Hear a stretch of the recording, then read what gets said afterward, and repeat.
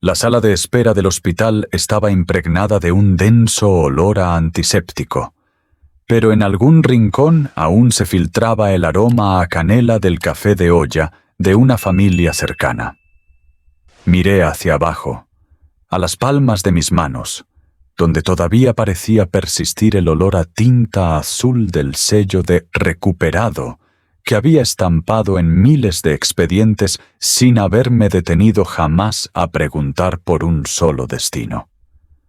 Para que esta noche fuesen esas mismas manos las que temblaran al alzar a Camila del banco de piedra empapado. La pequeña no gritaba, solo abrió ligeramente los ojos para mirarme. Una mirada vacía, de una fortaleza cruel, y luego exhaló contra mi cuello una respiración sibilante, tan frágil como un hilo de seda. En ese instante, comprendí que todos los rascacielos que había construido en este México no eran más que bloques de piedra inertes frente al uniforme de sirvienta blanco y negro, empapado por la lluvia que vestía mi propia hija. La Ciudad de México amaneció bajo un milagro cruel, una nevada que cubría de blanco los tejados de la capital. Santiago, un magnate inmobiliario de 65 años, viajaba en su Mercedes tras una junta directiva. A pesar de sus millones, se sentía como un náufrago en su propio castillo de cristal. «Detén el coche, Manuel», ordenó al ver dos manchas rojas bajo una farola cerca del ajusco. Eran dos gemelas de apenas 5 años, vestidas de lana vieja y sin abrigos. Al acercarse, Santiago sintió un vuelco al corazón. Las niñas tenían los ojos gris ceniza de Camila, la hija que él había corrido de casa 5 años atrás por no aceptar sus reglas. Mami dijo que esperáramos aquí al rey mágico, susurró una de ellas. Dijo que el abuelo vendría a llevarnos a su castillo. El remordimiento lo golpeó con la fuerza de un tsunami. Santiago las envolvió en su abrigo de lana de cordero y las subió al auto. Siguiendo las indicaciones de las pequeñas, llegaron a un parque cercano donde encontraron a Camila. Estaba encogida en un banco de piedra, casi inerte. Lo que más horrorizó a Santiago fue ver que su hija solo vestía un delgado uniforme de sirvienta. La heredera de los Montenegro se congelaba con un delantal de limpieza. En el hospital, el diagnóstico fue alarmante. Su cuerpo estaba al límite de sus fuerzas por el frío y la falta de sustento. Camila se encontraba en un estado de fragilidad absoluta, y cada segundo contaba para salvarla. Santiago, que había abandonado la fe hace años, terminó de rodillas en la capilla del hospital ante la Virgen de Guadalupe. «Madre mía, fui un hombre sin corazón», sollozó. «Permíteme cargar con todo el peso de mis errores, pero dale a ella la oportunidad de recuperar su vida. Juro que si vive, dedicaré mis días a reparar el daño». Al regresar a la sala, Manuel le entregó la vieja mochila de Camila. Al abrirla, Santiago encontró otro uniforme de limpieza, desgastado y con olor a cloro. En ese momento, un recuerdo amargo lo asaltó. Meses atrás, en un edificio de lujo en Polanco, vio a una mujer arrodillada tallando el mármol. Sus miradas se cruzaron por un segundo, pero él, cegado por la soberbia, giró la cara y siguió caminando, convenciéndose de que no era ella. Ahora, sosteniendo esa tela barata, comprendió que los callos en las manos de su hija eran el precio de su silencio. Santiago abrazó a sus nietas, que dormían cansadas, y les hizo una promesa silenciosa. El rey mágico finalmente había llegado, no para darles un castillo de cristal, sino para devolverles el calor de un hogar. Fuera, la nieve seguía cayendo, pero esta vez ya no parecía una mortaja, sino una página en blanco para escribir una nueva historia de redención. Apreté el uniforme contra mi rostro. El olor punzante del cloro barato nubló mis ojos. Perdóname, Camila. Perdóname. Susurré entre sollozos ahogados. Recordé su expresión en aquel entonces. Ella me había reconocido. Esos ojos grises se habían abierto con una esperanza frágil que rápidamente se extinguió en una decepción profunda al ver cómo le daba la espalda. Ella se había arrodillado de nuevo, continuando su trabajo en silencio, preservando su última dignidad al no llamar al padre que la había rechazado. Cada hilo suelto en esta ropa era como un cuchillo cortando mi corazón. Había pasado mi vida construyendo torres que tocaban las nubes, pero había dejado que mi hija se arrodillara en el suelo de esos mismos edificios. Había comprado joyas de diamantes para mis amantes, pero mi hija tuvo que aferrarse a un anillo de madera para encontrar un poco de calor humano. Una comprensión dolorosa inundó mi mente. No solo era un padre fracasado, era un monstruo alimentado por la indiferencia y el poder. Este uniforme de reloj de arena era el reloj de arena de mi vida, donde la arena se había agotado, donde el tiempo para las excusas se había terminado. Doblé suavemente el uniforme y lo puse en el fondo de la mochila como un tesoro que debía ser protegido. Me puse de pie y miré a través del cristal de la unidad de cuidados intensivos, donde Camila seguía allí, frágil como un hilo de seda ante el viento. No tendrás que vestir esto nunca más, Camila, me juré a mí mismo, con voz firme en el frío hospital. Te devolveré la dignidad que mereces. Convertiré estas cicatrices en medallas de valentía. Solo despierta. Solo dame una última oportunidad para no ser más el hombre que le da la espalda a su propia sangre. Afuera, la Ciudad de México seguía sumergida en la nieve, pero dentro de este pasillo, el calor del arrepentimiento comenzaba a derretir el hielo en mi corazón. No volvería a mirar hacia otro lado. No importa cuán dolorosa fuera la verdad, la enfrentaría porque era la única forma de volver a ser un ser humano. El amanecer en la Ciudad de México no trajo la calidez que esperaba. A través de los grandes ventanales del hospital, el cielo mostraba un color gris plomizo y turbio. La nieve había dejado de caer, pero el frío envolvía todo como una maldición. Estaba sentado en una oficina prestada del hospital, con la computadora portátil frente a mí, emitiendo una luz azul tenue que se reflejaba en mi rostro viejo y demacrado. García, quiero saber la dirección exacta del último apartamento donde ella vivió. ¿Por qué la echaron a la calle? ¿Quién firmó esa orden? Rugí al teléfono, con la voz ronca tras una noche sin dormir. García, mi asistente más eficiente, guardó silencio un momento y respondió. Señor Santiago, le he enviado los documentos al correo. Era en la zona de Vallejo. Un complejo de apartamentos antiguos gestionado por Inmobiliaria Vertex. Vertex. Ese nombre resonó como una campana de muerte en mi cabeza. Era una de las joyas de la corona del imperio inmobiliario del Grupo Montenegro, una empresa especializada en gestionar proyectos de vivienda de clase media y baja que yo había creado para barrer todos los segmentos del mercado. Abrí el archivo PDF.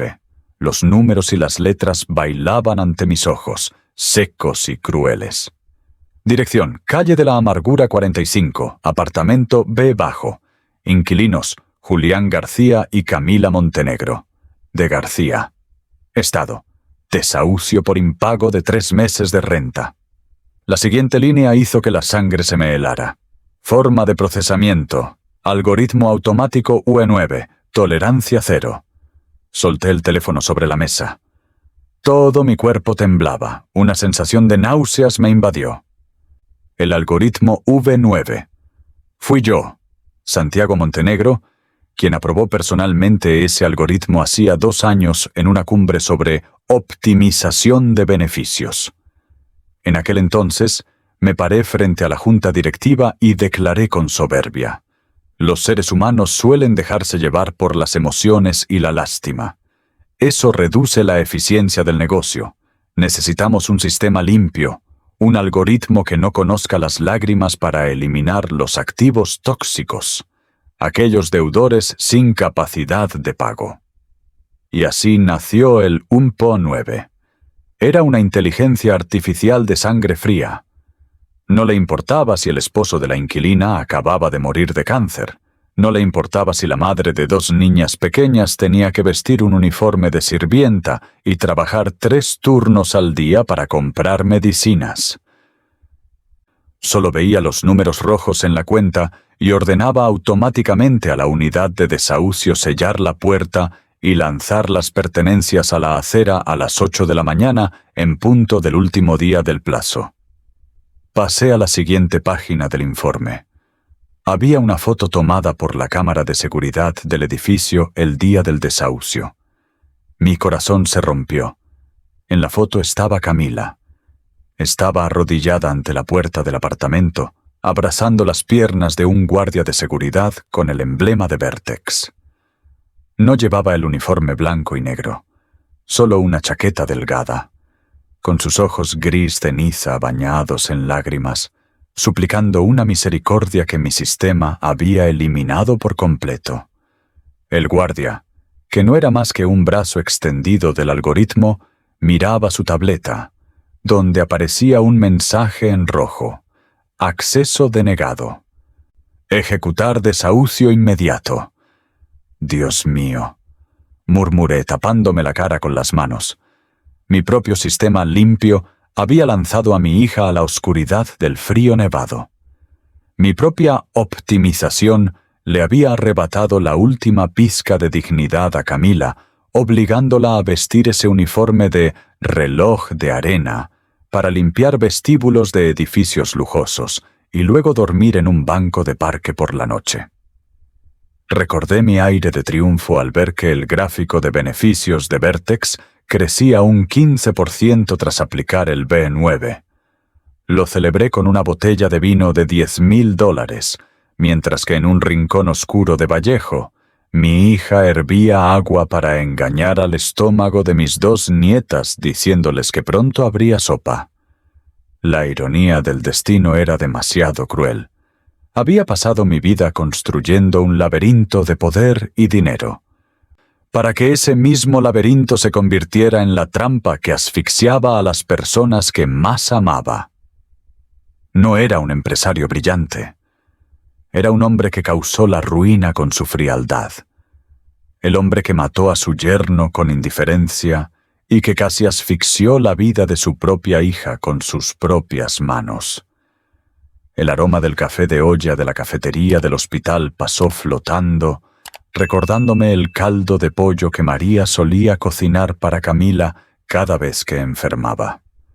En ese entonces, yo era un padre amoroso, antes de que los números y la ambición me convirtieran en una piedra. Me levanté y caminé hacia la ventana, mirando a las personas pequeñas como hormigas que se apresuraban abajo. Entre ellas, ¿cuántas eran víctimas de algoritmos como el mío? ¿Cuántas madres estaban pasando hambre bajo los techos de los edificios con el nombre de Montenegro? Saqué el teléfono y llamé de nuevo a García. Mi voz ahora no era la de un millonario, sino la de un pecador buscando el camino de la redención. García, escucha con atención. Suspende de inmediato el algoritmo V9 en todo el sistema de Vertex. Quiero un equipo de humanos. ¿Entiendes? Humanos de verdad, para revisar cada expediente de desahucio de los últimos 6 meses. Si alguien está en la calle por nuestra culpa, búscalos, llévalos a un hotel y paga todos sus gastos hasta que yo dé nuevas órdenes. Pero, señor Santiago, los accionistas protestarán. Los beneficios de este trimestre. Al diablo los beneficios. Rugí, mientras las lágrimas caían sobre el teclado. Ya usé esos beneficios para comprar la muerte de mi familia una vez. No lo haré por segunda vez. Hazlo ahora, antes de que yo mismo queme tu oficina. Colgué y me desplomé en la silla. Mi cuerpo se sacudía. Anoche le pedí a la Virgen de Guadalupe un milagro, y ella me mostró la verdad. El milagro no era que Camila despertara, sino que yo despertara a la realidad. Regresé a la sala de cuidados intensivos y miré a través del pequeño cristal a Camila. Ella seguía allí, inmóvil entre cables. Apoyé mi mano en el cristal, prometiéndole a esa figura delgada: destruiré este sistema de sangre fría, Camila.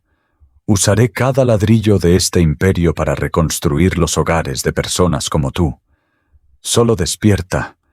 Solo déjame ver esos ojos grises una vez más, para saber que en este mundo la humanidad sigue valiendo más que cualquier algoritmo de optimización.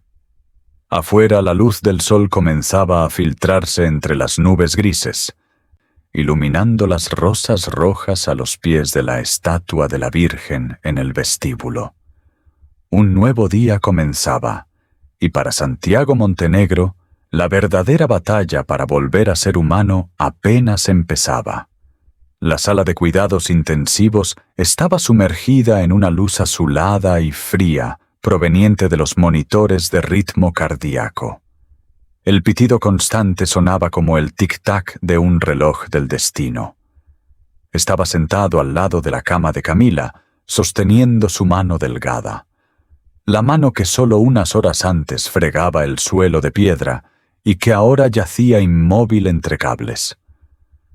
De repente noté un pequeño objeto que sobresalía en el bolsillo del delantal blanco. El uniforme de sirvienta que las enfermeras habían cortado y dejado temporalmente sobre la mesa de acero inoxidable en la esquina. Con manos temblorosas me acerqué. Quería encontrar algo, algún vínculo con la vida que ella había llevado en estos 5 años de oscuridad. Del fondo del pequeño bolsillo del delantal saqué un trozo de papel cuidadosamente envuelto en un plástico viejo. Dentro no había oro ni plata, ni ningún diamante del tesoro de los Montenegro. Era un anillo, pero no brillaba.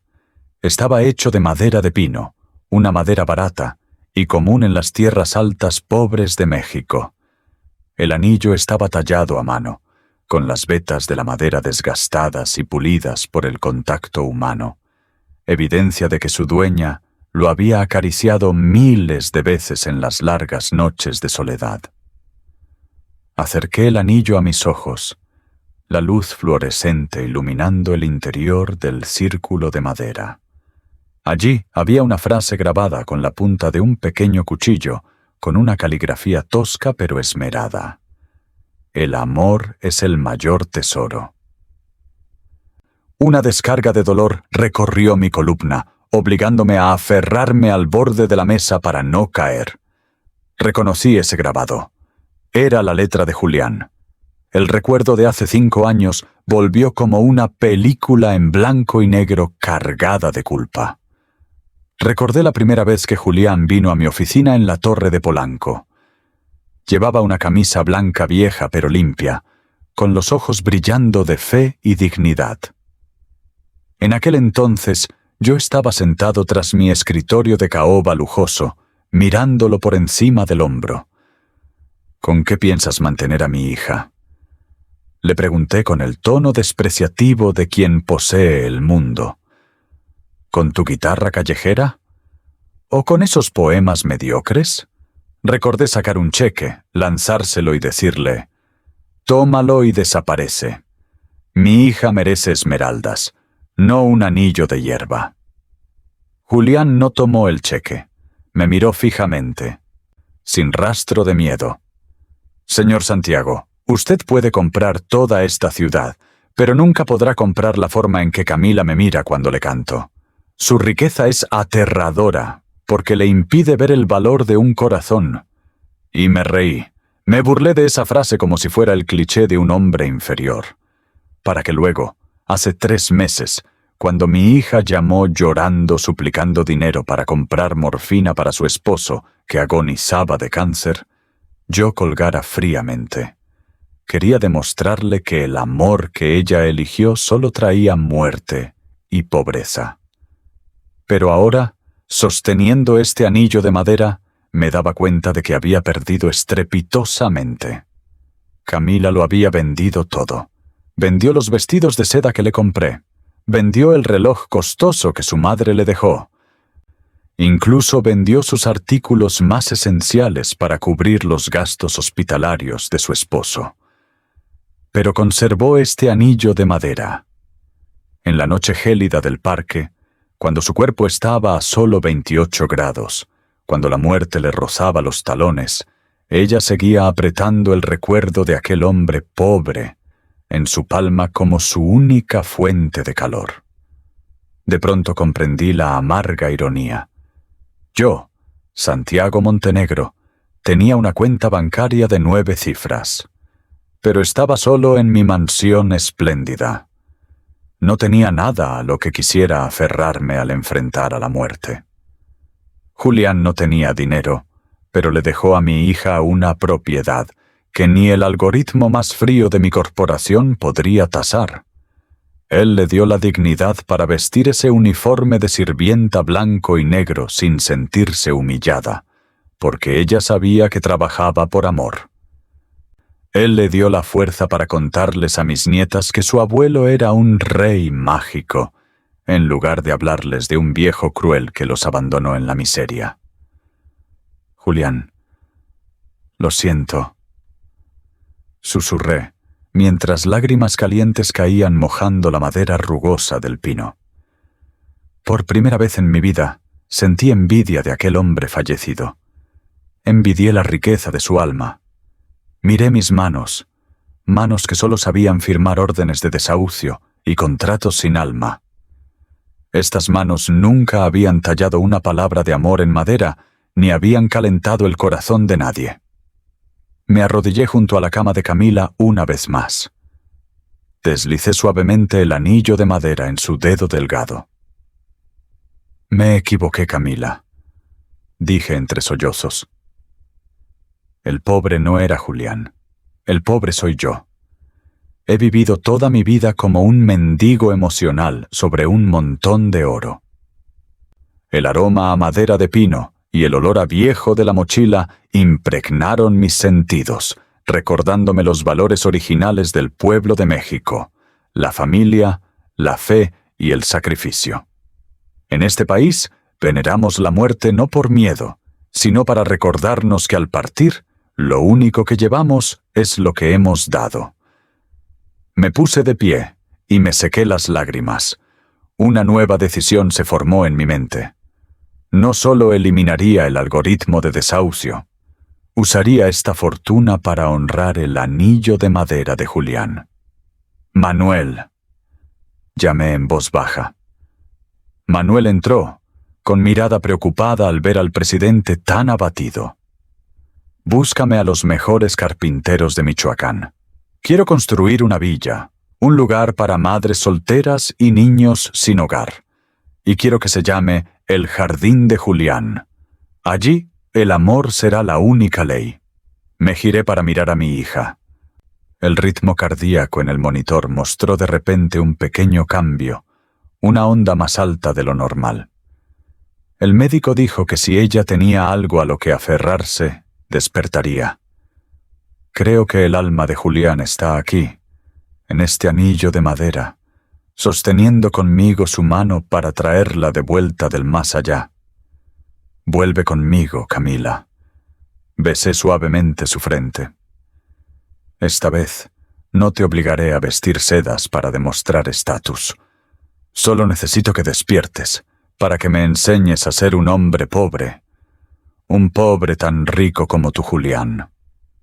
Afuera, el alba comenzaba a disipar la oscuridad. Un nuevo día de fe comenzaba en la Ciudad de México.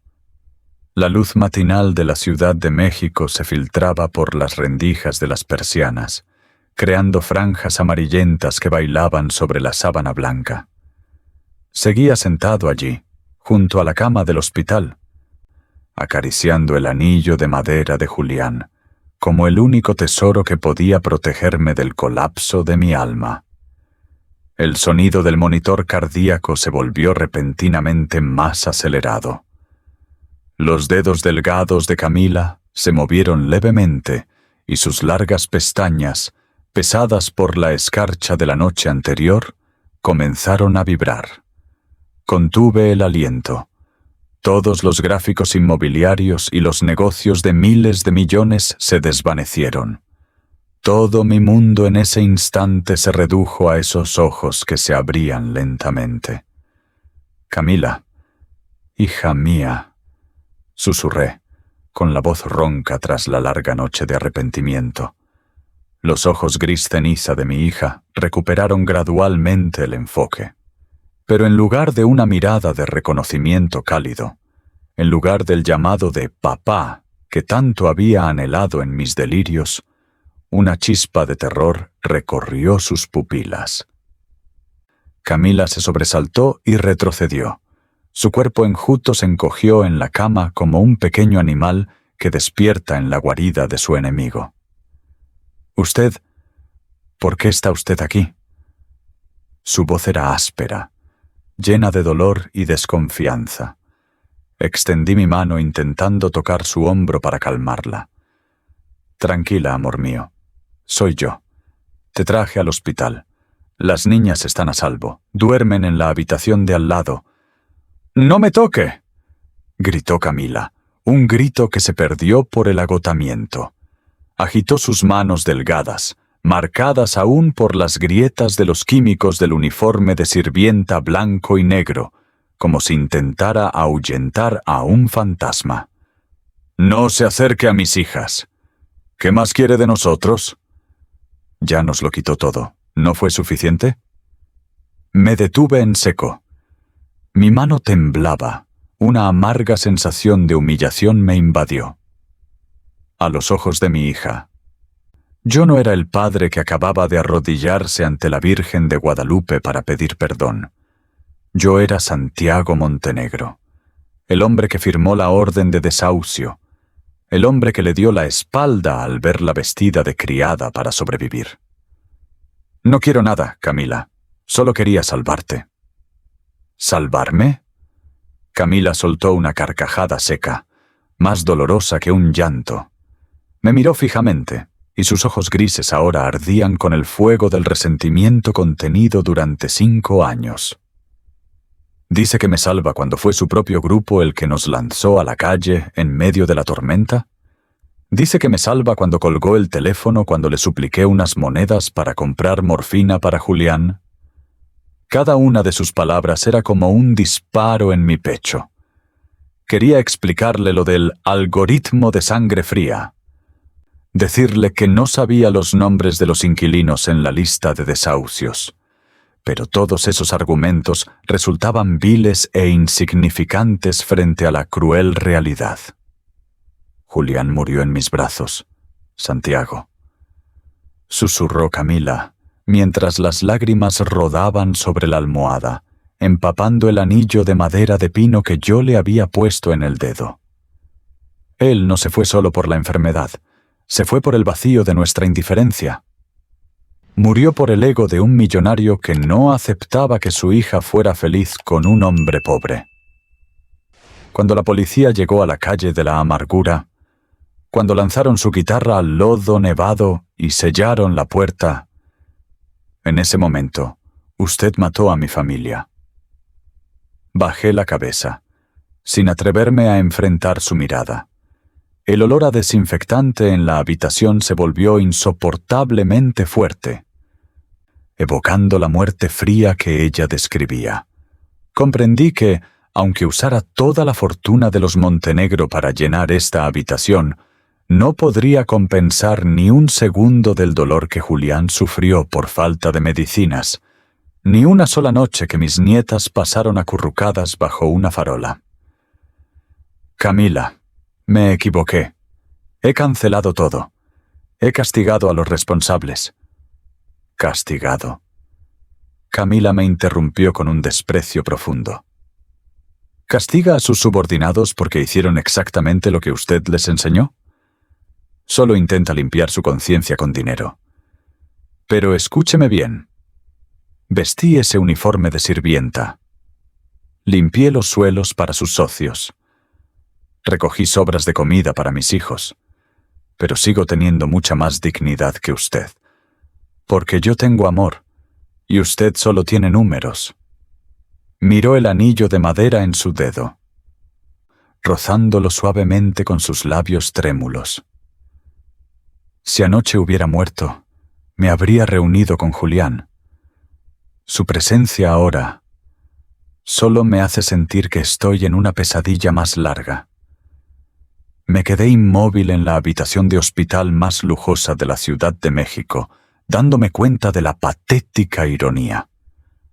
Había salvado su vida, pero había perdido por completo mi lugar como padre. El despertar de Camila no me trajo alivio. Me trajo el juicio más justo y severo que jamás hubiera enfrentado. «Déjeme ir», dijo Camila con voz débil pero firme. «En cuanto mis hijas despierten, me iré de aquí. Prefiero enfrentar cualquier tormenta antes que aceptar el apoyo del hombre que nos dio la espalda». No pude decir una palabra. Salí silenciosamente de la habitación, dejándola sola con su dolor. Parado en el pasillo, miré a la estatua de la Virgen de Guadalupe a lo lejos. Le prometí que dedicaría mi vida a redimirme. Pero ahora entendía que la redención no comienza con un cheque o una disculpa vacía. Comienza aceptando ser despreciado por la persona que más amas. Había salvado a Camila del frío del invierno mexicano, pero ¿cómo me salvaría a mí mismo del frío de un corazón congelado durante tanto tiempo? El camino que Santiago Montenegro tenía por delante ya no eran negocios de miles de millones, sino la ascensión a la alta montaña del perdón, una montaña donde el dinero nunca ha sido una herramienta útil. La habitación del hospital se volvió sofocante por una presión invisible más pesada que la atmósfera antes de una tormenta. Me quedé inmóvil junto al marco de la ventana, viendo las gotas de agua acumuladas de la nieve derretida resbalar lentamente por el cristal, como las lágrimas de un alma que se extingue. A mis espaldas, el crujido de las sábanas sonaba con esfuerzo. Camila intentaba incorporarse, sus manos delgadas aferrándose al riel de acero inoxidable de la cama, con los nudillos blancos resaltando bajo su piel pálida. «No puedes irte a ninguna parte en ese estado, Camila», dije con voz baja y temblorosa. «El médico dice que tienes una neumonía aguda. Si vuelves a salir al frío no podré encontrarte a tiempo como anoche». Camila se detuvo. Sus ojos gris ceniza me miraron, brillando con una luz fría como el acero templado. «¿Tiene miedo de no encontrarme? ¿O tiene miedo de no encontrar la oportunidad de engañarse creyendo que es una buena persona?», susurró, con la respiración entrecortada. «No use la palabra hogar conmigo, Santiago. Ese lugar es un castillo de soledad y crueldad. Prefiero yacer en el banco de piedra del parque, rodeada del calor del recuerdo de Julián, que respirar el aire cargado de dinero y de la sangre de los pobres en su mansión». Di un paso hacia ella. Mis manos se extendieron instintivamente, pero retrocedieron en el aire. Recordé los días cuando era pequeña. Cada vez que se raspaba una rodilla, corría hacia mí para que la cargara. Ahora, su herida estaba profunda en el corazón, y el causante era yo mismo. «Hija, te lo suplico, por favor», supliqué. Un millonario que había liderado las adquisiciones más despiadadas, ahora se humillaba rogando por una vida. «La mansión tiene todo el equipo médico. He contratado a los mejores doctores, estarán allí las 24 horas para cuidarte. Necesitas nutrición. ¿Necesitas tranquilidad para recuperarte? No necesito una tranquilidad comprada con órdenes de desahucio», gritó Camila, y luego se desplomó en la almohada por un prolongado ataque de tos. Un fuerte ataque de tos la dejó sin aliento, mostrando la gravedad de su debilidad y haciendo que mi corazón se detuviera de miedo. En ese momento, la puerta se abrió suavemente. Manuel trajo a las dos pequeñas. Valentina y Sofía entraron tímidamente, con sus grandes ojos llenos de temor al ver a su madre luchando contra la tos. Todavía vestían los abrigos gruesos que compré a toda prisa en la boutique del hospital, sus pequeñas botas aún manchadas de lodo. «Mami», susurró Sofía, acercándose a la cama. Su pequeña mano agarró el borde del uniforme de sirvienta blanco y negro que estaba sobre la mesa metálica. «Mami, Sophie tiene hambre. Valentina también tiene tos». La tos de Valentina sonó, un sonido sordo y pesado que dejó a Camila paralizada. Miró a sus hijas y luego a sus propias manos, que ya no tenían fuerza para protegerlas del destino. Un silencio asfixiante se prolongó. Vi en los ojos de Camila una batalla interna feroz. El orgullo de una mujer herida retorciéndose ante el instinto de supervivencia de una madre. Camila cerró los ojos. Lágrimas calientes rodaron y desaparecieron en la sábana. Apretó el anillo de madera de Julián en su dedo. Supe que estaba hablando con él, pidiéndole guía. «Está bien», dijo Camila, con una voz tan baja que tuve que contener la respiración para oírla. «Iré. Volveré a ese lugar que usted llama hogar». Una ola de alivio recorrió mi cuerpo, pero fue apagada rápidamente por sus siguientes palabras. «Pero con una condición». Camila abrió los ojos, mirándome con una frialdad distante nunca antes vista. «No volveré como su hija. No hay reconciliación entre nosotros, no hay perdón y absolutamente no hay reunión familiar. Valentina, Sofía y yo. Solo somos extrañas refugiadas. Usted nos asignará una habitación en la planta baja, cerca del área del servicio. Me quedaré allí como una huésped alojada por el invierno hasta que tenga fuerzas para volver a trabajar». «Camila, no tienes que hacer eso». Intenté protestar. «Es la única forma en que puedo entrar en esa casa sin sentir que estoy traicionando la muerte de Julián». Me interrumpió tajante. «No tiene permitido llamarme hija. Frente a las niñas puede ser el abuelo, pero para mí, usted es solo Santiago Montenegro, el dueño de la casa. Si cruza esa línea un solo paso, me llevaré a mis hijas de inmediato, aunque sea al medio de la tormenta o al infierno». Me quedé mudo, sintiendo la humillación calar en cada fibra. Había pasado mi vida acumulando poder solo para que, al final, se me permitiera el papel de un extraño en mi propia familia.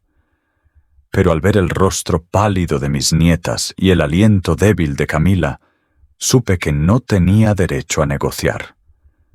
Había usado un algoritmo de optimización para echarlas a la calle, y ahora debía aceptar el contrato más amargo para traerlas de vuelta. «Está bien, acepto», dije. La palabra hija casi se me escapó, pero la tragué. «Todo será como tú digas. Prepararé la habitación de la planta baja. Tendrás total libertad y la mejor atención médica». Camila no me miró más. Abrió los brazos para recibir a las dos niñas. Al verlas abrazadas en la fría cama de hospital, comprendí una verdad dolorosa. Podía poseer la mansión más grande de la Ciudad de México, pero siempre sería un extraño al margen de ese círculo de amor. Salimos del hospital cuando el atardecer empezaba a caer. Ciudad de México aparecía bajo la luz crepuscular de un color violeta sombrío. El lujoso Mercedes se deslizaba por calles que aún conservaban rastros de nieve derretida. En el coche, nadie dijo nada. Camila apoyó la cabeza en el cristal, mirando hacia las montañas que se perdían entre las nubes, donde quizás vagaba el alma de Julián. Yo iba sentado adelante, viendo por el retrovisor cómo los tres se acurrucaban. Recordé el aroma del café de olla que la madre de Camila preparaba cada domingo, el olor dulce de la canela y el piloncillo que una vez calentó nuestra casa. Ahora, esa casa seguía allí. Pero su alma se había enfriado hacía mucho tiempo. Había logrado traer sus cuerpos de vuelta, pero sus corazones seguían vagando en la calle de la amargura, en los rincones pobres donde el amor se talla en madera de pino y no en diamantes. «Casi llegamos a casa», dijo Manuel suavemente. Miré hacia los altos portones de hierro de la mansión Montenegro que empezaban a aparecer. Esta noche dormiría bajo el mismo techo que mi hija y mis nietas.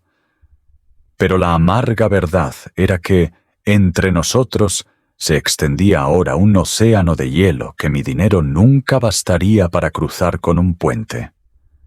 Tendría que aprender a ser un extraño amable, un servidor silencioso en la vida de la que antes creí ser el único dueño, el rey mágico de la historia de Camila. Esta noche había perdido su corona, quedando solo un viejo culpable temblando al entrar en la oscuridad de su propia riqueza. La mansión Montenegro esta noche no brillaba con luces radiantes como en las recepciones para la alta sociedad mexicana. Se erguía sombría y enorme bajo el cielo tras la tormenta. Sus muros de piedra gris parecían encogerse ante el frío remanente. Caminé por el vestíbulo principal. El eco de mis zapatos de cuero sobre el mármol sonaba seco y solitario. Nunca había sentido que la casa que tanto me esforcé en construir se pareciera tanto a un museo de fracasos. Siguiendo el amargo contrato con mi hija, había preparado para los tres la habitación de invitados de la planta baja, cerca del pasillo del servicio y con vista al jardín trasero. Era una habitación elegante, pero la más humilde de la mansión. Un lugar donde Camila esperaba poder escapar de la gigantesca sombra de su padre millonario. Me quedé oculto tras la puerta de roble entornada del pasillo que llevaba a la cocina auxiliar.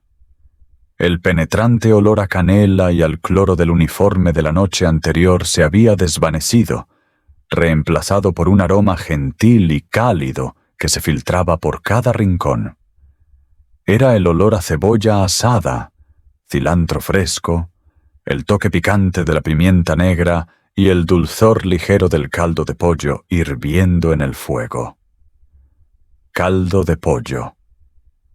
Elena, la ama de llaves que había sido fiel a mi familia por más de 30 años, estaba ante la estufa.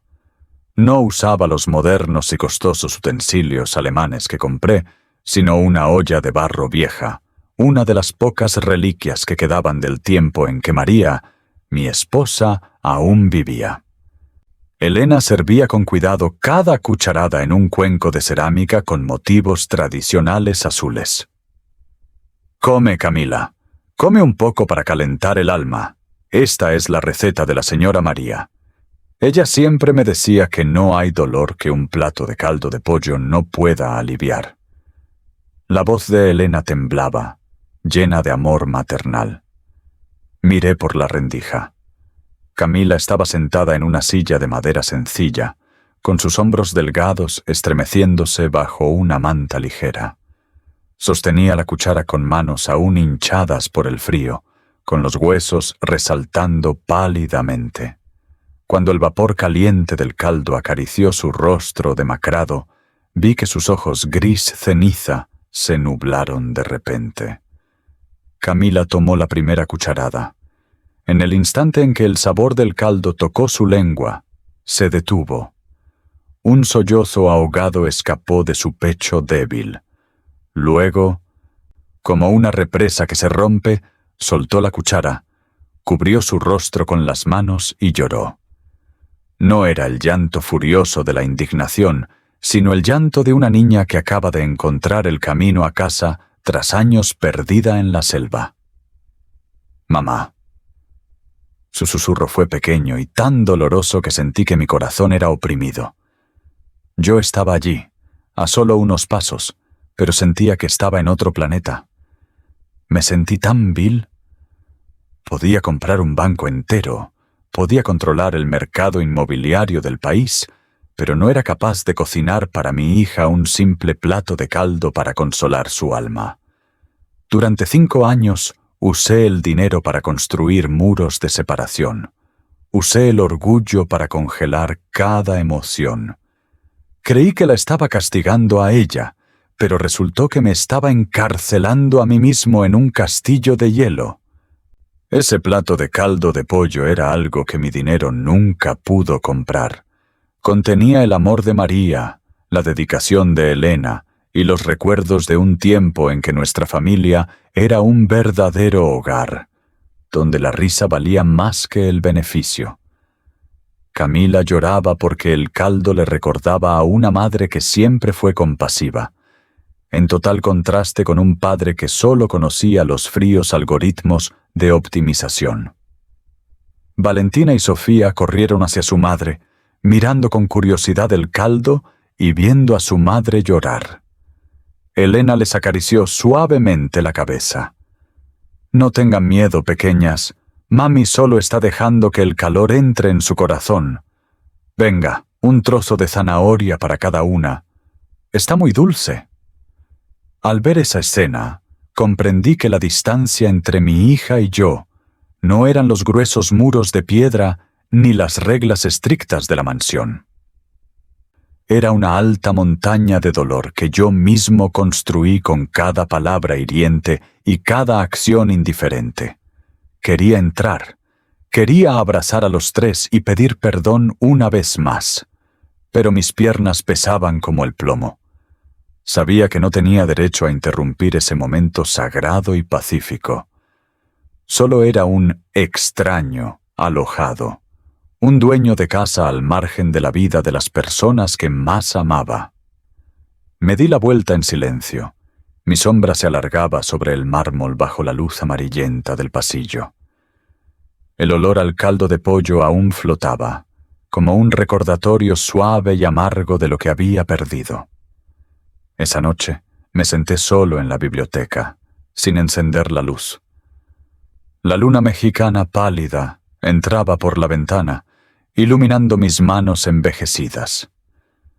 Miré mis palmas, las manos que crearon un algoritmo de sangre fría para desahuciar a los pobres, ahora temblaban por el vacío.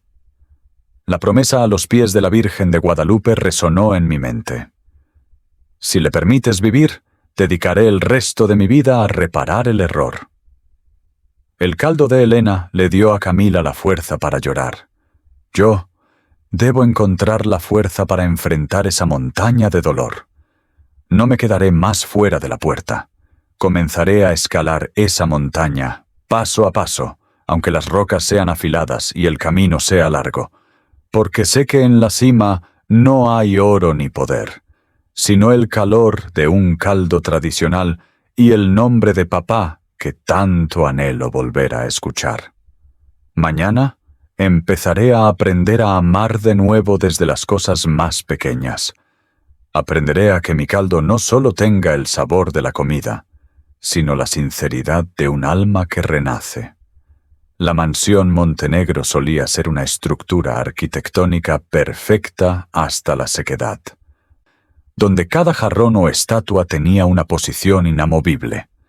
Pero desde que Camila y sus hijas se mudaron, ese orden de hierro empezó a resquebrajarse ante la aparición de 2 seres diminutos. Valentina y Sofía eran como 2 rayos de sol perdidos en una cueva helada, iluminando sin miedo los rincones más oscuros de mi corazón. Estaba sentado en la biblioteca, hojeando distraídamente periódicos económicos con la mente completamente en blanco, cuando la pesada puerta de madera se movió levemente. 2 cabecitas con cabello rubio ceniza asomaron por la rendija. «¿Abuelo rey mágico?», susurró Sofía, con sus grandes ojos gris ceniza mirándome con curiosidad. Bajé el periódico e intenté esbozar una sonrisa que sabía que lucía torpe. «Aquí está el abuelo. ¿Pasa algo, pequeñas?». Sin rastro de miedo, las 2 niñas corrieron hacia mí, y cada una tomó una de mis manos envejecidas. Sus manos eran suaves y cálidas, un calor que no había sentido de nadie en décadas. Me guiaron por los largos pasillos, pasando ante óleos costosos, directo a la habitación que apresuradamente convertí en su cuarto de juegos. «Tienes que entrar aquí. Hoy te toca ser el rey bondadoso», ordenó Valentina con una autoridad inocente que no pude rechazar. El cuarto de juegos era un caos feliz. Cubos de Rubik de colores, muñecas de trapo y maquetas de castillos de cartón estaban esparcidos sobre la alfombra de lana. Valentina me hizo sentar en un sillón bajo y puso sobre mi cabeza una corona de papel dorado que ellas mismas habían recortado y pegado. «El rey bondadoso no puede estar triste», dijo Sofía, trepando a mi regazo y apoyando sus mejillas regordetas en mi pecho. «Mami dice que el rey protegerá a todos, igual que mami nos protegía en aquellas casas gigantes». Me quedé helado. «¿Qué casas gigantes?». Las dos niñas empezaron a contar mientras jugaban. Historias ingenuas, pero cada palabra era como una aguja clavándose en mi carne. A través de su relato surgió un cuadro de la vida sombría de Camila, más detallado y cruel que cualquier informe de García. «Mami tiene un vestido de mariposa blanco y negro», dijo Valentina mientras apilaba bloques. «Se lo pone antes de que salga el sol. Mami dice que es el traje de los ángeles trabajadores. Mami tiene que ir al castillo de cristales brillantes para limpiar el suelo. Hay una señora allí que siempre regaña a mami porque se le cae el agua, pero mami no llora. Dice que tiene que esforzarse para comprarnos agua blanca, leche. Mami también trabaja en una cafetería», añadió Sofía, imitando con sus manos los movimientos de limpieza. «Y luego mami corre a un edificio muy alto que llega hasta las nubes. Se vuelve a poner el vestido de mariposa y agarra una escoba muy grande. Una vez mami volvió a casa y sus manos estaban todas rojas por el agua fría. Le dolía mucho, pero sonreía. Decía que acababa de ver al rey mágico en sueños». Cerré los ojos, con la garganta apretada. El edificio que llega hasta las nubes era la torre de oficinas del Grupo Montenegro en Polanco. Aquella noche, cuando le di la espalda por mi ego desmedido, Camila acababa de terminar su tercer turno del día. Había trabajado en 3 lugares a la vez, vistiendo aquel uniforme de sirvienta blanco y negro desde el alba hasta la noche cerrada, soportando la humillación de los ricos arrogantes solo para ganar unos pesos para la leche. 3 turnos, 3 lugares distintos, cada día. Durante 5 años, mientras yo disfrutaba de cenas de lujo y dormía en una cama cómoda, mi hija tuvo que arrodillarse en el suelo frío de mis propios edificios. La ironía era demasiado cruel. Creé un algoritmo para echar a los pobres a la calle, y mi hija tuvo que ser esclava de ese sistema para sobrevivir. ¿Por qué llora el abuelo rey? Valentina soltó los juguetes, preocupada al tocar mi mejilla. Me apresuré a secar la lágrima que caía sobre la corona de papel. Yo, solo es porque estoy muy feliz de jugar con ustedes. Mami dice que el rey mágico no dejará que nadie más tenga que usar ese vestido de mariposa blanco y negro, susurró Sofía, acurrucando su cabeza en mi hombro. Mami dice que de ahora en adelante no tendrá que ir a limpiar suelos por la noche porque el abuelo nos protegerá. Abracé con fuerza a las 2 niñas, sintiendo su respiración regular y su confianza absoluta. Camila había construido una leyenda sobre mí para proteger las almas infantiles de sus hijas, para que no crecieran con odio. Ella usó el amor para perdonar mi maldad, transformando al padre cruel en un rey de cuento. El último hielo en el corazón de Santiago Montenegro se derritió por completo. Ya no me veía como el exitoso magnate inmobiliario. Bajo esa corona de papel barato era solo un hombre temblando ante la santidad de sus nietas. En ese momento, comprendí que la reconciliación no es un evento grandioso. Sucede silenciosamente a través de pequeñas manos que nos guían por la oscuridad. Valentina y Sofía eran los ángeles que la Virgen de Guadalupe envió para salvar mi alma. Es verdad, dije con voz firme y llena de amor. El rey se lo promete. No habrá más vestidos blancos y negros. No habrá más noches frías. De ahora en adelante, este castillo solo tendrá luz y calor. Fuera, en el pasillo, vislumbré la figura de Camila observando en silencio. No entró, pero vi que la comisura de sus labios esbozaba una pequeña sonrisa. Una sonrisa cansada, pero que ya empezaba a tener algo de calor. La distancia entre nosotros seguía allí. La montaña de dolor aún no se había allanado, pero al menos habíamos empezado a mirar en la misma dirección, hacia donde los pequeños ángeles nos enseñaban a ser humanos. El cielo de la Ciudad de México esta tarde no tenía nieve, pero nubes grises y pesadas, cargadas de humedad, cubrían las montañas lejanas con una niebla borrosa. Una llovizna comenzó a caer, persistente, intensificando el olor a tierra mojada y el perfume penetrante del jazmín en el jardín de la mansión. Estaba sentado en la biblioteca, mirando por la ventana, sintiendo una inquietud vaga filtrándose en mis huesos. El milagro de los pequeños ángeles me había traído una paz temporal, pero en el fondo sabía que vivía sobre un volcán contenido.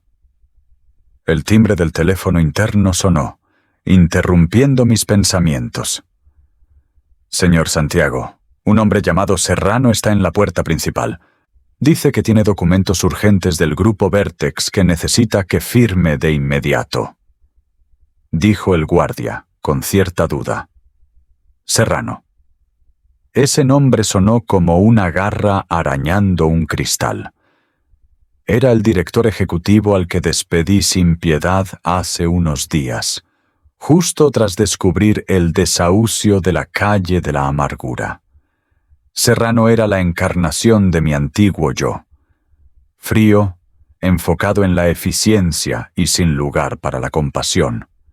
Échalo. He dicho que no recibiré a nadie más de Vertex. Rugí suavemente al teléfono. Pero parece que el destino siempre tiene formas crueles de obligarnos a enfrentar los fantasmas del pasado. Mientras estaba ocupado dando órdenes al guardia, no sabía que Serrano, un zorro viejo que tuvo las llaves del Imperio Montenegro durante 15 años, se había acercado secretamente a la entrada del jardín trasero, donde Camila solía sentarse a tomar el sol al caer la tarde. Salí de la biblioteca con la intención de echar personalmente al traidor, cuando de repente oí una voz ronca, llena de veneno, proveniente del invernadero de flores. ¿No le parece extraño, Camila? Un padre que renegó de su hija durante 5 años se convierte de repente en un salvador benevolente justo después de que usted casi muere. Me quedé petrificado tras el muro de piedra. Mi corazón pareció detenerse. A través del cristal empañado, vi a Serrano allí parado, con su traje costoso empapado por la lluvia. Frente a él, Camila estaba sentada en la silla de mimbre, con sus ojos gris ceniza muy abiertos de sospecha. Llevaba un suéter color crema sencillo, pero en su mano apretaba el anillo de madera de Julián, su único amuleto ante la tempestad. ¿Quién es usted? ¿Por qué ha entrado aquí? La voz de Camila temblaba, pero mantenía su firmeza. Serrano soltó una carcajada burlona. Sacó de su maletín un fajo de documentos gruesos y los puso sobre la mesa redonda entre ambos. Soy el hombre al que su padre acaba de lanzar a la calle para encubrir sus crímenes. ¿Cree que esa noche de nieve fue una coincidencia? ¿Cree que él pasaba por casualidad por esa calle para salvarla? Abrió el informe, señalando con su dedo huesudo el logo del grupo Vertex que brillaba en la portada. Mire, Camila, este es el proyecto Limpieza Urbana de la Zona Vallejo.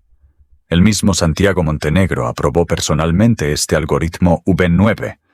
Él no solo firmó un papel, ¿entiende? Dedicó 2 años a crear con los ingenieros un sistema de automatización perfecto, cuyo único propósito es arrebatar el techo a personas como usted sin que un humano tenga que mirar. Camila se inclinó. Sus dedos delgados tocaron las páginas llenas de gráficos y cifras secas. Vi que contuvo el aliento al llegar a la línea. Objetivo: optimización de beneficios del 15% mediante la eliminación de plazos de gracia en rentas. Él los llamó a usted y a su esposo activos tóxicos, Camila. Continuó Serrano bajando la voz, su aliento como el de una cobra. El mismo sistema diseñado por su padre ordenó a la policía irrumpir a las 8 de la mañana aquel día. Su algoritmo, sin errores, hizo que Julián muriera de frío y falta de medicinas. Él no la salvó, jovencita. Solo está recogiendo lo que quedó después de que su propia máquina destrozara su vida. No, mi padre no lo sabía, susurró Camila. Su rostro se tornó blanco como el papel. ¡Claro que lo sabía! Él conoce el valor de cada metro cuadrado mejor que la vida de ese yerno pobre. Serrano lanzó una foto sobre la mesa. Era una copia digital de la orden de desahucio de la calle de la Amargura 45, con la firma electrónica certificada de Santiago Montenegro al pie de la página. No pude quedarme quieto más tiempo. Salí de la oscuridad. Mi rugido estremeció el invernadero. ¡Serrano! ¡Fuera de aquí! Camila se sobresaltó. Cuando nuestras miradas se cruzaron, vi un abismo de ruptura. No era ya duda o desconfianza, sino un dolor extremo, una traición más grande que el frío de la noche nevada. Se puso de pie, con las manos temblorosas sosteniendo el papel con mi firma. Papá. Ese llamado ya no era afecto, era un juicio. Todo lo que este hombre dice, ¿es verdad? ¿Usted creó una máquina para echarnos a la calle? ¿Usted consideró que nuestras vidas eran solo números tóxicos? Me quedé allí, derrumbado bajo la lluvia que empezaba a arreciar. El aroma del jazmín se volvió de pronto siniestro y asfixiante. Quería arrodillarme, decir que no sabía que los desahuciados eran ellos, pero esa explicación resultaba desvergonzada. Porque Serrano tenía razón. Fuera Camila o no, yo realmente creé un monstruo para pisotear los destinos humanos. Camila, deja que te explique. ¿Qué va a explicar, papá? Camila rió, las lágrimas mezclándose con la lluvia en sus mejillas. Nos trajo aquí, nos dio caldo de pollo, juguetes lujosos. ¿Para qué? ¿Para calmar al monstruo que mató a Julián en su interior? Usted me obligó a vestir ese uniforme de sirvienta blanco y negro para limpiar para gente como usted, mientras usted mismo era quien cerraba la puerta de mi casa. Camila miró el uniforme de sirvienta que aún conservaba como recordatorio, colgado en el sillón. Lo tomó y me lo lanzó. Creí que era el rey mágico de las niñas, dijo con voz gélida. Pero resulta que es el carcelero más cruel. Usted mismo construyó la prisión para nosotros y luego fingió otorgarnos la libertad. Serrano me miró con un último aire de triunfo antes de ser arrastrado por la seguridad. Pero ya no me importaba él. Solo veía la figura delgada de Camila alejándose bajo la lluvia, abrazando a las 2 niñas que acababan de salir del vestíbulo. Una vez más, la sombra de la traición cubrió la mansión Montenegro. Y esta vez supe que no había caldo de pollo ni oración que pudiera sanar los pedazos de una confianza que acababa de ser triturada por mis propias manos. La lluvia de esta tarde en la Ciudad de México no se parecía a ninguna que hubiera visto en mis 65 años. No traía la limpieza ni el frescor de los días de verano. Era una cortina de agua gris, pesada, que caía sobre el valle como una sentencia final. El golpe de la lluvia contra el techo del invernadero creaba un ruido estruendoso, como miles de insectos royendo la estructura lujosa, pero hueca de la mansión Montenegro. Me quedé allí, mirando atónito el papel en las manos de Camila que empezaba a empañarse por la humedad. Las palabras limpieza de activos tóxicos y mi firma comenzaban a borrarse, igual que mi verdadera cara se derretía ante su mirada de ceniza. Camila, escucha a tu padre solo una vez, susurré, mis pies moviéndose instintivamente hacia ella, pero cada paso mío la hacía retroceder, como si yo portara una enfermedad mortal. Te juro que realmente no sabía que los inquilinos del apartamento B bajo eran ustedes. Solo firmé una política general para el grupo. No revisé la lista específica. Camila soltó una carcajada. No era risa, era un chillido seco que brotaba de su pecho castigado por la neumonía. Levantó el papel, sus manos delgadas temblando violentamente. ¿No sabía que era yo?, repitió, con voz tan amarga que el aire parecía espesarse.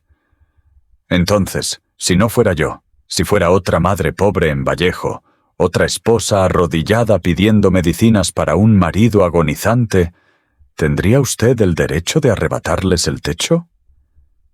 ¿Tendría usted el derecho de usar un algoritmo para decidir quién puede vivir bajo techo y quién debe morir en la nieve? Me quedé en silencio. Su cuestionamiento atravesó la excusa de indiferencia que tanto tiempo usé para justificar mis decisiones de negocios.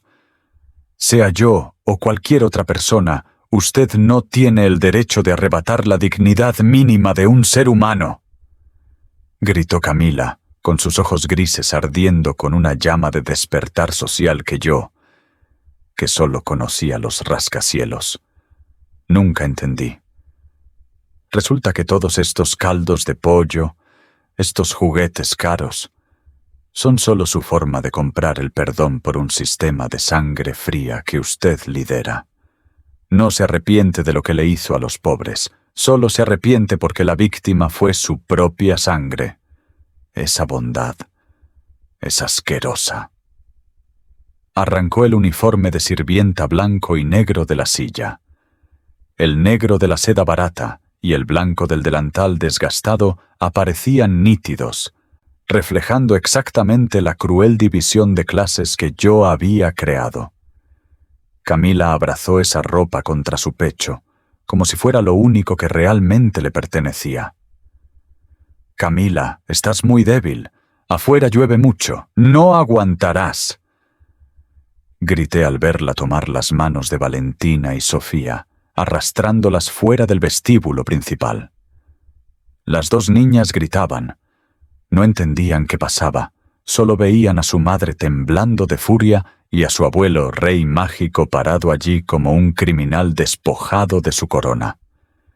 «Mami, tengo miedo. Mami, llueve mucho».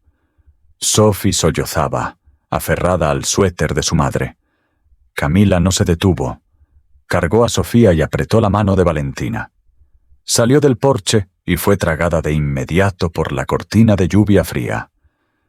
Corrí tras ellas, sin importarme que mi traje de lujo se empapara, sin importarme que mis zapatos italianos resbalaran en el sendero de piedra mojada. «¡Detente! ¡Camila! ¿Quieres matar a las niñas?», grité entre los truenos que resonaban sobre la ciudad. Camila se giró. Bajo la lluvia torrencial, su rostro estaba pálido como un espectro, pero sus ojos brillaban con una determinación inquebrantable. Se quedó allí, bajo el jacarandá que perdía sus hojas, el agua corriendo por su pelo y sus hombros. «Morir bajo la lluvia es más limpio que vivir en esta casa, Santiago», me gritó. Sobrevivimos a la noche de nieve sin usted. Sobreviviremos a esta lluvia sin su dinero. No nos busque más. Quédese con sus torres, con sus algoritmos. Usted lo tiene todo, pero no nos tiene a nosotros. Cargó a las 2 niñas y se alejó tambaleándose hacia el gran portón. Me quedé inmóvil en el patio, el agua calando mi piel fría, pero ese frío no era nada comparado con el vacío que carcomía mi pecho. Vi esa figura delgada alejarse. Vi el uniforme blanco y negro flameando al viento como una bandera de resistencia. El olor a tierra mojada me golpeó la nariz. Ese aroma que suele traer sanación al pueblo mexicano en temporada de lluvias, esta noche solo olía a ruptura. ¡Abuelo! El llamado de Valentina resonó entre la lluvia, entrecortado y perdiéndose en el espacio. Vi el pesado portón de hierro cerrarse. Los 3 desaparecieron en la oscuridad de las calles borrosas. Me quedé allí, solo en la mansión brillante de luces, pero oscura como una tumba. Comprendí que cometí el error más grande de mi vida.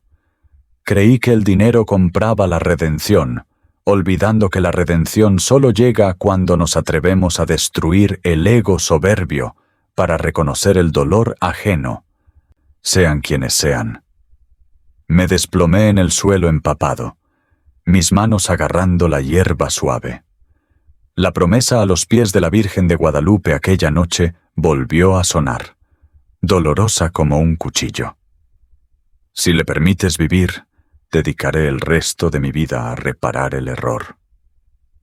La Virgen permitió que Camila viviera, pero yo la había echado de nuevo con mi propia mentira.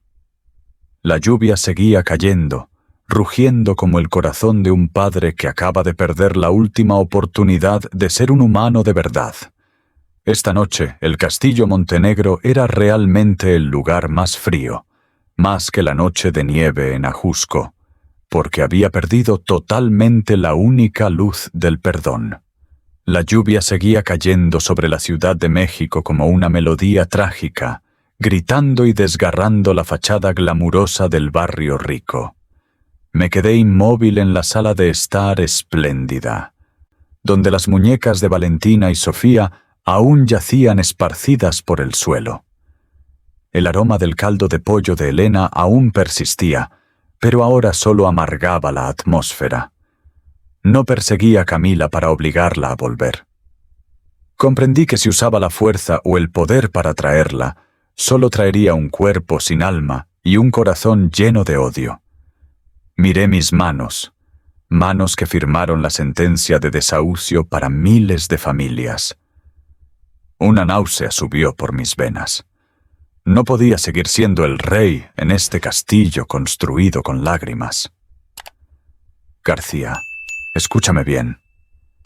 Llamé a mi asistente, con una voz extrañamente calmada pero cargada de un peso de 1000 toneladas. Convoca a todos los medios de comunicación más importantes de la ciudad. De inmediato. Lugar: frente a la puerta principal de la mansión Montenegro, y trae todos los archivos originales del proyecto Vertex. 30 minutos después, los flashes de las cámaras y las luces de los equipos de televisión empezaron a cortar la oscuridad de la noche. Los camiones de prensa se estacionaron a lo largo de la calle. Los reporteros con impermeables se agolparon ante los altos portones de hierro siempre cerrados al mundo exterior.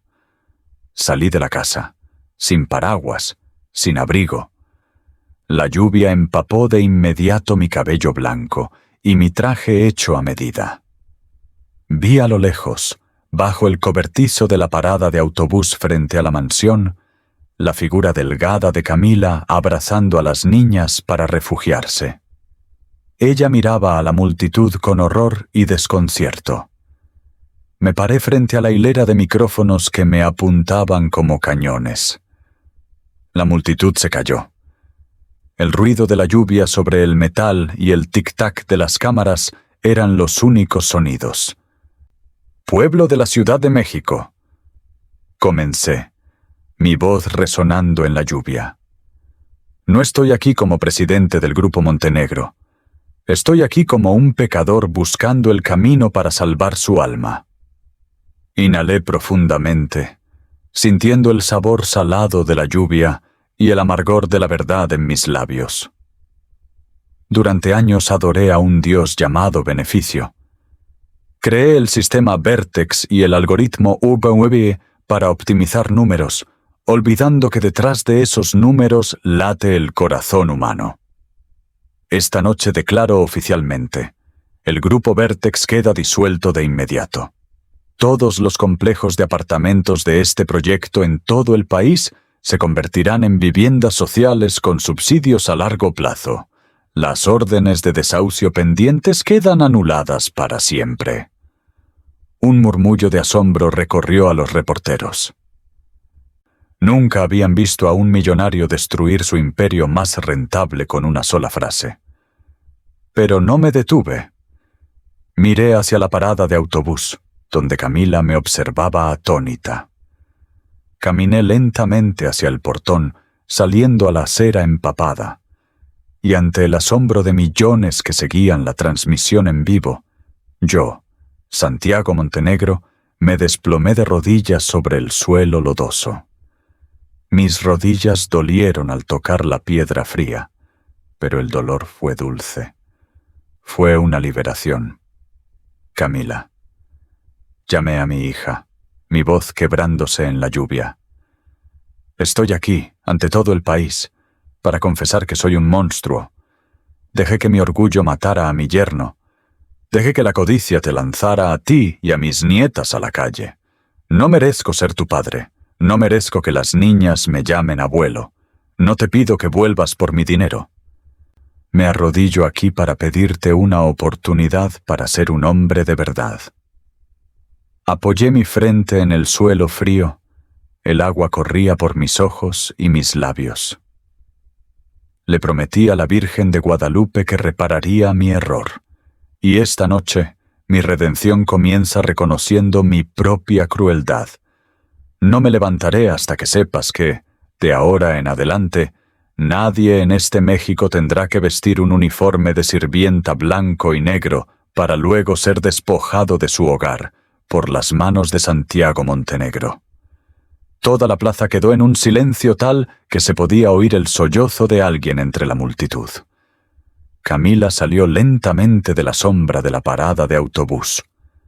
Cargaba a Sofía, llevaba de la mano a Valentina y se acercó despacio a mí.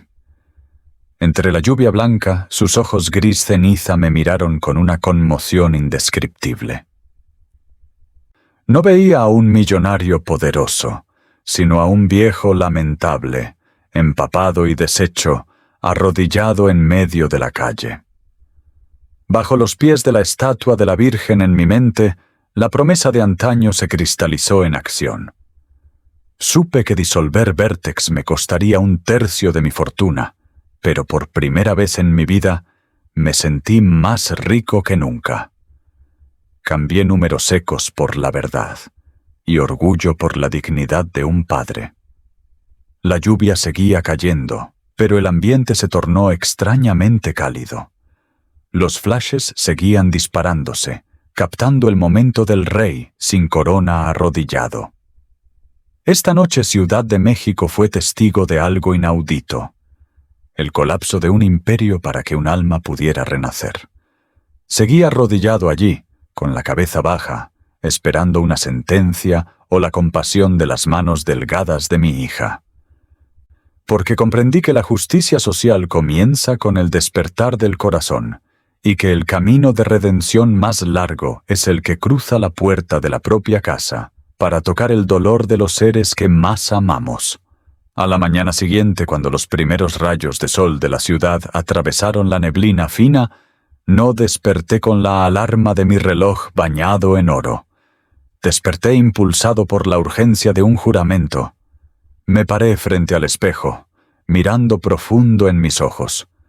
Ya no brillaba el orgullo del rey inmobiliario, solo quedaba el cansancio de un pecador sediento de purificación. Abrí el armario, aparté los trajes Brioni impecables y los zapatos Oxford relucientes. Elegí una camisa de tela basta gris vieja, un pantalón caqui desgastado y las botas de cuero antiguas que usaba para cazar en Michoacán hace décadas. Esas botas tenían las suelas gastadas y el cuero áspero, pero eran lo único que me permitía sentir el latido de la tierra bajo mis pies. ¿Está listo, señor Santiago? Elena estaba en el pasillo, con su rebozo tradicional al hombro, con los ojos rojos de emoción. Listo, Elena. Vamos. No usamos el Mercedes blindado. Conduje yo mismo la vieja camioneta de la hacienda, cargada con cajas de comida, medicinas y mantas calientes. El primer destino fue Vallejo, y luego la calle de la amargura, el lugar donde mi algoritmo ejecutó las sentencias más crueles. Cuando la camioneta rodó por los barrios humildes, donde la basura y el lodo de la lluvia de anoche aún quedaban en los senderos, sentí una asfixia. El aroma de la ciudad ahora no era el perfume caro de Polanco, sino el olor a tierra mojada mezclado con pobreza y desesperación. Cargué sobre mis hombros una pesada caja de alimentos, caminando por el callejón embarrado. Mis botas se hundían en el lodo. Un grupo de hombres estaba en la esquina. Me reconocieron. Anoche, todo México vio la transmisión en vivo. ¡Miren! El hombre que nos dejó en el olvido viene ahora a intentar sanar su conciencia, gritó un hombre, lanzándome un trozo de cristal. El cristal rozó mi frente. Un hilo de sangre caliente bajó por mi ojo. No lo limpié, ni me detuve. Seguí caminando hacia el pequeño apartamento al final del bloque en ruinas. Era la casa de la viuda Martínez, a quien mi algoritmo desahució mientras cuidaba a su hijo pequeño con fiebre. Llamé a la puerta. La puerta de madera carcomida se abrió y apareció una mujer delgada con ojeras por la falta de sueño. Al verme, no lloró, sino que me dio una bofetada sonora. «Su dinero no salvó a mi hijo de aquella neumonía», gritó entre sollozos. «¿Para qué trae esto? ¿Para que lo vitoreemos como a un santo?» Me arrodillé en el suelo sucio. Dejé la caja. No hablé de políticas ni de errores. Solo bajé la cabeza. «No vengo aquí para ser un santo, señora Martínez», susurré, sintiendo la humillación en cada fibra. «Vengo porque fui yo quien le causó el dolor. No espero que me perdone. Solo espero que acepte estas medicinas para el niño. Por favor, descargue su ira en mí, pero no deje que el niño sufra». Durante todo ese día, pasé por decenas de casas similares. Enfrenté los insultos más amargos, las miradas de desprecio que querían atravesarme el alma. Alguien escupió sobre mis botas, otros me cerraron la puerta en la cara. Pero en cada hogar me quedé con persistencia, limpiando escombros, reparando techos de lámina o arreglando puertas rotas. Quería que estas manos, que solo sabían firmar órdenes de desahucio, sangraran por el trabajo y tuvieran callos por el servicio. No sabía que, en una esquina apartada, una figura femenina me observaba en silencio. Camila. Ella cargaba a Sofía, llevaba a Valentina y me seguía silenciosamente de casa en casa. Se asomaba tras los muros rotos, viendo a su padre. El hombre que antes miraba al mundo desde arriba, ahora manchado de lodo, inclinando la cabeza ante los más pobres. Me vio arrodillarme para vendar la pierna ulcerada de un anciano. Me vio entregar mi propia bufanda a un niño tiritando. Y lo más importante, vio mis ojos. Ya no había engaño, solo un dolor sincero buscando la redención. Por primera vez en años, sentí el peso de ser padre en el sentido real. No el padre que trae fajos de billetes, sino el padre que sabe agacharse para levantar a los demás. Este viaje de arrepentimiento no era solo para arreglar un sistema con fallos, sino para lavar un alma manchada por el poder. Al caer el sol, tiñendo de rojo el cielo de la ciudad, Me senté en un escalón de piedra, jadeando de agotamiento. Elena me dio una taza de café de olla con aroma a canela. «Lo ha hecho muy bien, Santiago», susurró. Miré mis manos llenas de rasguños y mis botas manchadas de barro. Comprendí que la justicia social no comienza con leyes en papel, sino cuando nos atrevemos a entrar en el lodo con nuestros semejantes. Esta noche no me sentía rico por las torres. Me sentía rico porque aprendí a pedir perdón. Vislumbré a Camila a lo lejos. No se acercó, pero su mirada ya no era tan gélida. Asintió levemente. Un gesto suave como el viento, pero para mí valió más que todos los aplausos de mi junta directiva. Este bautismo duraría mucho, quizás hasta mi último suspiro. Pero cuando me levanté para ir a la siguiente casa, sentí el corazón ligero. Había perdido el brillo, pero había encontrado el camino para volver a ser el padre de Camila y un hijo de la Virgen de Guadalupe, quien siempre nos enseñó que el más humilde es también nuestro hermano. La noche cayó sobre la mansión Montenegro, trayendo una quietud profunda que durante mucho tiempo confundí con paz. Pero no, esta quietud era distinta. No era el silencio de una cripta lujosa, sino el reposo de un alma que acababa de atravesar la tempestad. El aroma a velas aromáticas y lavanda flotaba en el pasillo, pero en mi mente el olor a cloro del uniforme de sirvienta de Camila seguía acechando. Pasé junto a la pequeña habitación de la planta baja, donde Camila recogía silenciosamente las pocas pertenencias de su vida anterior. La puerta estaba entornada, proyectando una franja de luz amarilla sobre el mármol.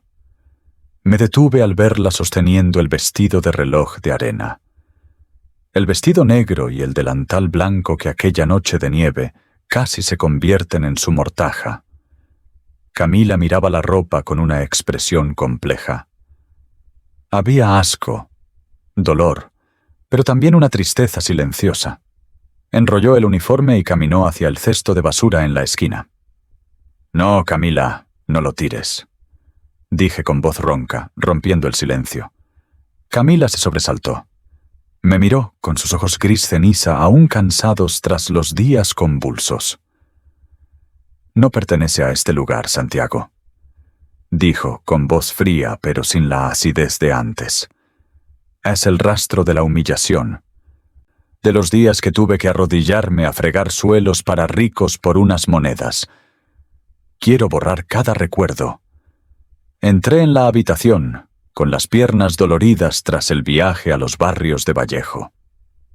Me acerqué y tomé suavemente el uniforme de sus manos. La tela de poliéster barata y áspera tocó mis palmas, trayendo recuerdos crueles.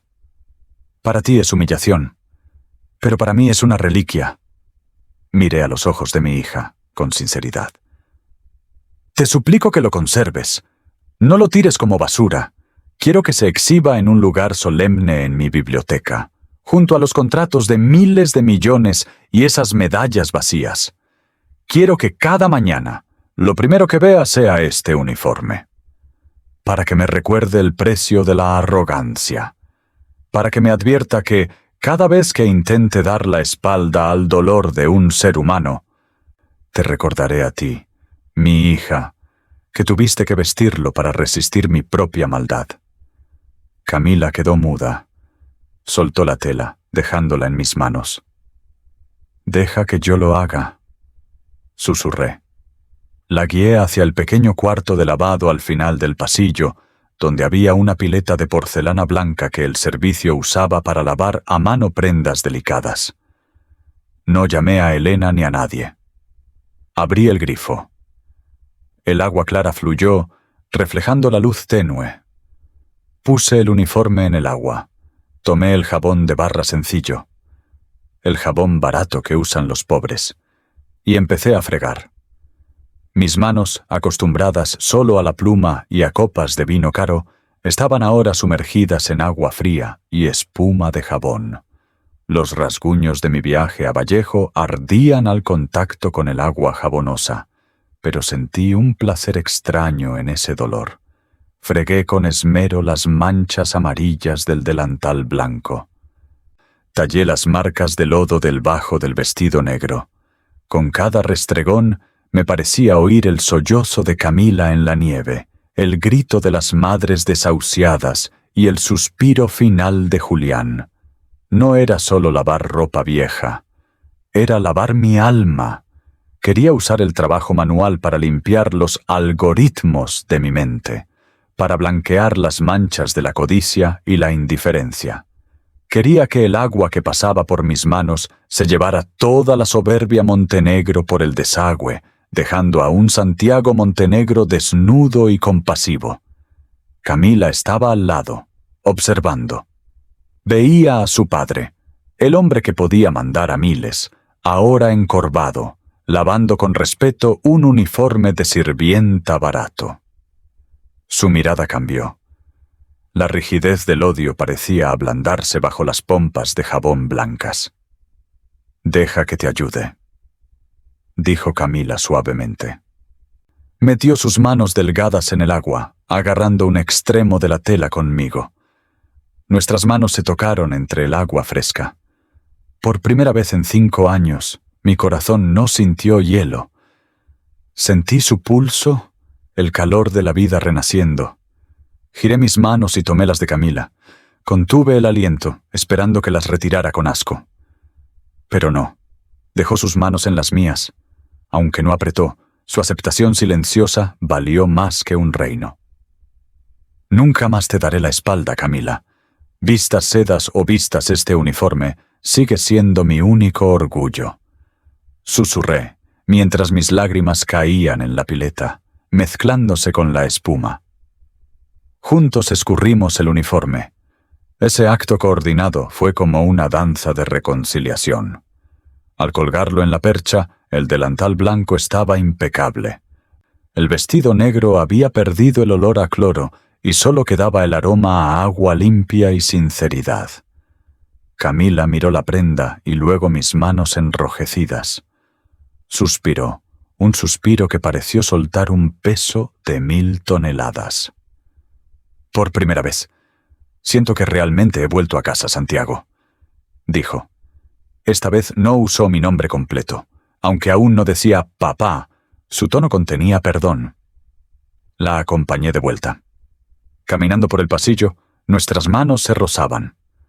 Afuera, la luna mexicana iluminaba la estatua de la Virgen en el jardín, como testigo del milagro ocurrido. Aquel uniforme de sirvienta ya no era símbolo de pobreza. Se convirtió en el recuerdo sagrado del día en que un millonario aprendió a arrodillarse para lavar su propio pasado. Esta noche supe que empecé el viaje para ser el padre que Camila merece. Y lo más importante, conocí la verdadera libertad, la libertad de mi propio ego. La Nochebuena en la Ciudad de México traía consigo una belleza mágica que quizás, en mis 65 años nublados por el beneficio, nunca vi realmente.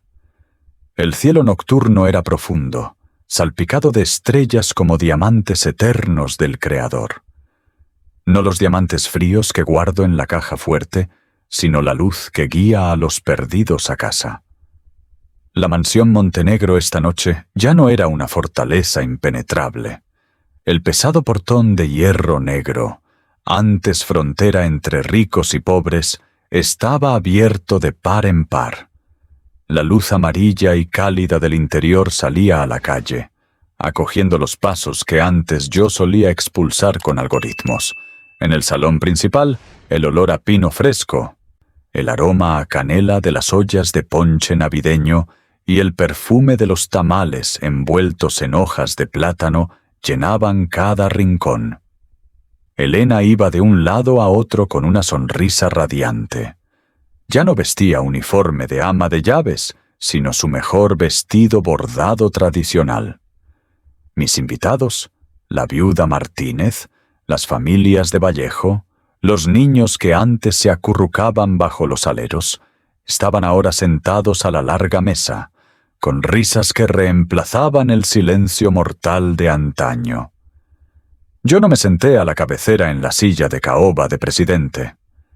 Elegí un lugar en la alfombra de lana en el centro, sentado en el suelo con Valentina y Sofía. No llevaba traje. Usaba el suéter rojo que Camila me regaló, y la corona de papel del rey bondadoso aún lucía orgullosa sobre mi cabello blanco. Mis nietas me explicaban con entusiasmo el significado de las figuras del nacimiento. «Mira, abuelo, este es el niño Dios». Sofía señaló la estatuita. «Él también era pobre como nosotras, pero tiene mucho amor». Abracé a las dos pequeñas, sintiendo el calor real de la vida. Miré alrededor y vi hombres rudos de manos callosas brindando. Vi madres sonriendo ante un pequeño regalo. Este era el mayor activo que el Grupo Montenegro jamás poseyó. Perdí miles de millones al disolver Vertex, pero compré la paz de mi alma, un bien que nunca se devalúa en el mercado de la fe. De pronto el ruido bajó. Camila apareció tras el árbol de Navidad. Vestía un vestido de terciopelo verde, sencillo pero con la nobleza de quien venció al destino. En sus manos traía la vieja guitarra de Julián que yo mandé restaurar secretamente de los fragmentos de la calle de la amargura. Camila se sentó en la silla de madera en medio del salón. Rozó las cuerdas, creando una melodía dulce y profunda como un arroyo entre pinos. Y entonces cantó. Era una canción que yo nunca oí, compuesta por Julián en sus noches de sótano oscuro. Su voz era alta, clara, pero contenía un océano de sentimientos. Cantaba sobre el anillo de madera de pino, sobre el amor que vence a la muerte y sobre el perdón. El amor es el mayor tesoro, no los diamantes en el pecho. El amor es el caldo caliente, el alero contra la lluvia, la mano que toma la mano en el invierno largo. Todo el salón quedó en silencio. Mis invitados se secaban las lágrimas. Sentí un nudo, pero de felicidad. A través del canto, sentí que el alma de Julián estaba presente allí, en esta misma casa, sonriendo compasivo al suegro que una vez cerró. Camila me miró, y en ese instante me llamó por el nombre que esperé toda la vida. Papá. Cerré los ojos, dejando que la lágrima rodara. Esa palabra fue leve como una pluma, pero rompió los últimos hielos en mi corazón. Cuando la fiesta terminó, salí al jardín trasero. La nieve se había derretido. Solo quedaba el rocío nocturno brillando en las rosas rojas a los pies de la Virgen de Guadalupe. La luna iluminaba su rostro misericordioso. Me arrodillé una vez más, no para suplicar ni llorar, sino para agradecer. «Madre», susurré en el frío de la Nochebuena. «Ya lo entiendo. La riqueza no está en las torres que construí, sino en los corazones que toqué. Lo más brillante en este mundo no es la luz del diamante, sino la luz del perdón y la fe». Miré al cielo de la ciudad, viendo las luces de los barrios pobres de Vallejo a lo lejos. Esta noche, esas familias dormían tranquilas en las viviendas sociales que cedí. Ya no temían a mi algoritmo ni a los desahucios, y su paz era mi mayor recompensa. Entré en la casa, donde Valentina y Sofía dormían en los hombros de su madre junto al árbol. Las tapé con una manta. Camila levantó la vista y me sonrió. Una sonrisa radiante como el alba tras la tormenta. La historia de Santiago Montenegro empezó con una coincidencia en una noche nevada. Pasó por un doloroso uniforme de sirvienta blanco y negro, y terminó en una redención eterna. Apagué la última luz, dejando la casa en el calor del hogar. Esta Navidad no era un millonario frío. Era un padre, un abuelo y un hombre de verdad. Y eso, para mí, era el milagro más grande de la vida. El ocaso se extiende sobre la vieja plaza. tiñendo de oro los muros de cal desconchada de la Ciudad de México. Me siento en silencio en la terraza de un pequeño café, aspirando el aroma a canela del café de olla humeante. A lo lejos, una guitarra rasguea una melodía sin nombre, leve pero capaz de estremecer el espacio vacío. Camila se sienta frente a mí. Sus manos delgadas giran el anillo de madera de pino de Julián. No dice nada, solo me mira. Sus ojos gris ceniza ya no tienen melancolía, sino la quietud de un lago tras la tormenta. Una sonrisa rara aparece en sus labios al ver a sus dos hijas perseguir palomas bajo el monumento. Extiendo mi mano y rozo la suya. Un toque leve como el aliento. No se dicen disculpas porque entendemos que el perdón ya habita en nuestra mutua presencia. Comprendo que los rascacielos que tocan las nubes nunca fueron tan brillantes como este momento sencillo. Lección aprendida. La verdadera riqueza no reside en las posesiones materiales inertes, sino en la cantidad de corazones que hemos sido capaces de calentar. A veces, para encontrar el paraíso, debemos atrevernos a despojarnos de la corona de la arrogancia para arrodillarnos ante el dolor y la dignidad de los seres que amamos,